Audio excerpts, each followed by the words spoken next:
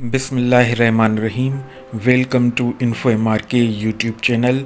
मेरा नाम मोहम्मद रफ़ीक ख़ास के लिए मेरी qualification master library information science से। आज का जो टॉपिक है हमारा library circulation management in Excel, issue and return books efficiently. Excel के अंदर हम ये एक शीट बनाएंगे जिसके अंदर library issue and return books का काम होगा।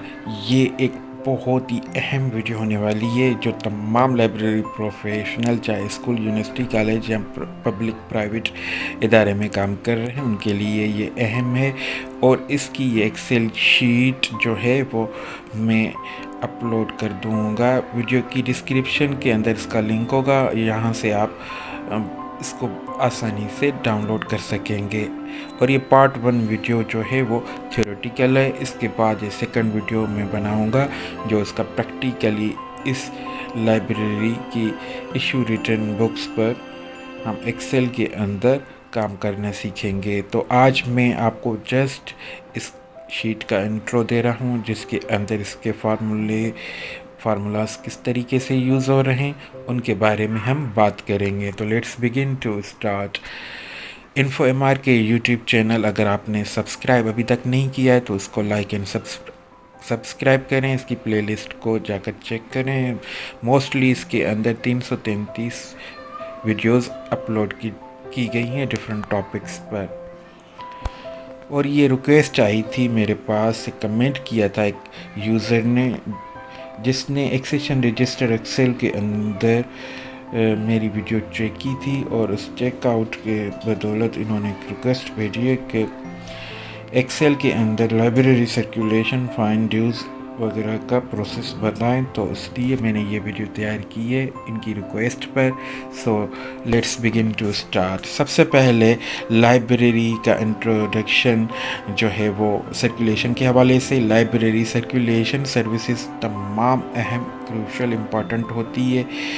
एफिशिएंटली बुक मैनेजमेंट करने के लिए सर्कुलेशन की सर्विसेज यूज़र तक पहुंचाई जाती है ताकि यूज़र्स जो है वो घर के लिए किताबें ले जाकर अपनी स्टडी को कंटिन्यू करे।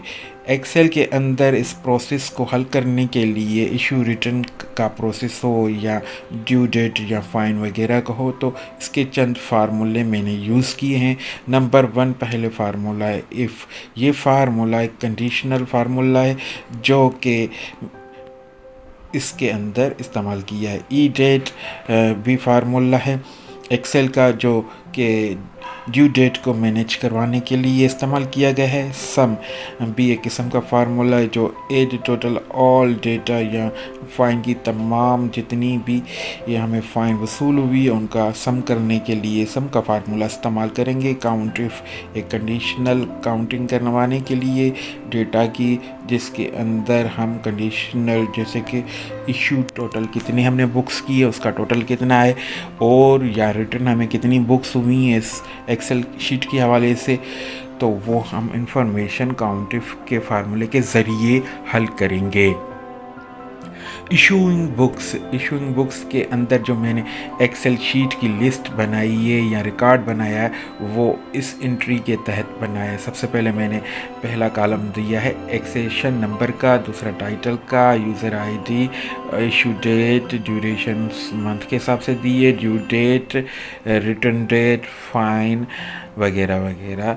उसके बाद एक एग्जाम्पल दिया गया है कि इशू डेट जैसे कि 10 मार्च को और ड्यूरेशन इसकी 1 मंथ की और ड्यू डेट इसकी बनती है 10। तो ड्यू डेट को कैलकुलेट करने के लिए ई डेट का फार्मूला मैंने इस्तेमाल किया हुआ है और उसका फार्मूला भी आगे हम बताएंगे आपको। तो सबसे पहले जो है ड्यू डेट, ई डेट का फार्मूला इस्तेमाल करते हुए हम ड्यू डेट को कैलकुलेट किया है मैंने फार्मूले के तहत, जिसके अंदर फार्मूला भी दिखाया गया है। जैसे कि अब ड्यू डेट निकालनी है तो इसके लिए एग्जांपल है, इशू डेट जो है वो 9 मार्च 2025 और इसकी जो ड्यूरेशन जो है 1 मंथ के लिए किताब जारी की गई है। तो ड्यू डेट इसको ऑटोमेटिकली कैसे हम निकालेंगे, तो उसका ये फार्मूला ई डेट D2 कामा E2 का फार्मूला इस्तेमाल करके मैंने इसको ऑटोमेटिकली जनरेट ड्यू डेट करवाई है, जो है 9 अप्रैल 2025 एक मंथ के हिसाब से। इसके अलावा हम बात कर रहे हैं रिटर्निंग बुक्स इन कैलकुलेशन फ़ाइन। किताब जब वापस होती तो फ़ाइन कैलकुलेट कैसे करें, इसके लिए इफ़ का फार्मूला मैंने यूज़ किया हुआ है, जिसके अंदर G2 ग्रेटर देन F2 और G2 माइनस F2 और कामा 0। ये फार्मूला जो कैलकुलेट करता है वो फ़ाइन को करता है। जैसे ही किताब यूज़र हमें रिटर्न करता है तो उसकी फ़ाइन हम उसके डेज़ के हिसाब से बनाएंगे कि कितने लेट डेज़ के बाद हमें ये किताब वसूल हुई है, और पर डे के हिसाब से 10 रुपया इसकी फ़ाइन चार्जेज़ है, उनको हमने मल्टीप्लाई करके उसका रिज़ल्ट्स देना है। तो एग्जांपल दिया गया है नीचे, ड्यू डेट का 9 अप्रैल को और रिटर्न हुई है 10 अप्रैल को, एक दिन इसका महीने से बढ़ जाता है, तो लेट फ़ी इसकी 10 रुपये माना इसकी डे के हिसाब से हमने फिक्स कर के रखी है, तो वो मल्टीप्लाई अगर ज़्यादा डेज़ होंगे तो वो ज़्यादा ही मकसद फ़ाइन चार्ज करेगा। आगे हम बढ़ रहे हैं बुक स्टेटस अपडेट्स। अब बुक्स की स्टेटस कैसे मालूम करेंगे, ये फार्मूला यूज़ होता है if G5 greater than is equal to F5 return and comma issued.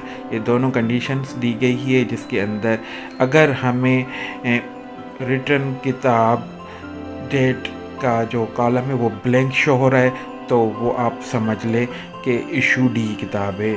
उसके बाद अगर हमें यूज़र ने किताब रिटर्न कर दी और हमने वो डेट फिल कर दी है तो वो हमें ऑटोमेटिकली रिटर्न का ऑप्शन शो करेगा। तो इस हिसाब से हम मीन बुक का स्टेटस अपडेट करते हैं इस फार्मूले को इस्तेमाल करते हुए। उसके बाद हमने समराइजिंग लाइब्रेरी डेटा करके रखी है, जिसके अंदर हम टोटल फ़ाइन कलेक्टेड जो हमें हुआ है उसको सम के ज़रिए, हम इस फार्मूले के ज़रिए इसका जी टोटल निकालेंगे, ग्रांड टोटल निकालेंगे। टोटल बुक इशू कितने हुए काउंट इफ के ज़रिए हम टोटल बुक्स का जो है नंबर मीन निकालेंगे। टोटल बुक्स रिटर्न कितने हुए जी, इसके लिए हम इस्तेमाल कर रहे हैं काउंट इफ का वही फार्मूला, पर इसमें फार्मूले में हम मेंशन करेंगे कि फ़लाँ सेल से लेकर फ़लाँ सेल तक जितनी किताबें रिटर्न हुई उनका नंबर क्या है, तो ये काउंट इफ वो हमें मसला हल करके देगी। कंक्लूजन, एक्सेल जो है लाइब्रेरी सर्कुलेशन मैनेजमेंट के लिए ये किस्म की ऑटोमेटेड शीट है, और ये ऑटोमेट शीट ड्यू डेट्स को कैलकुलेट करती है और फ़ाइन को ट्रैकिंग करती है।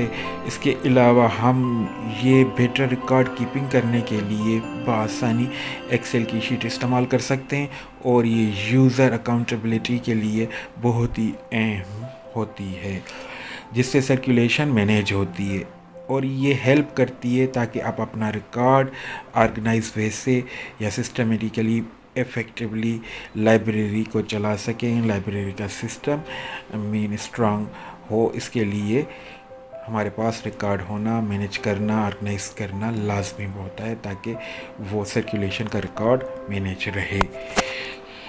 पार्ट 2 की वीडियो बहुत ही जल्द आपके समातों तक पहुँचेगी।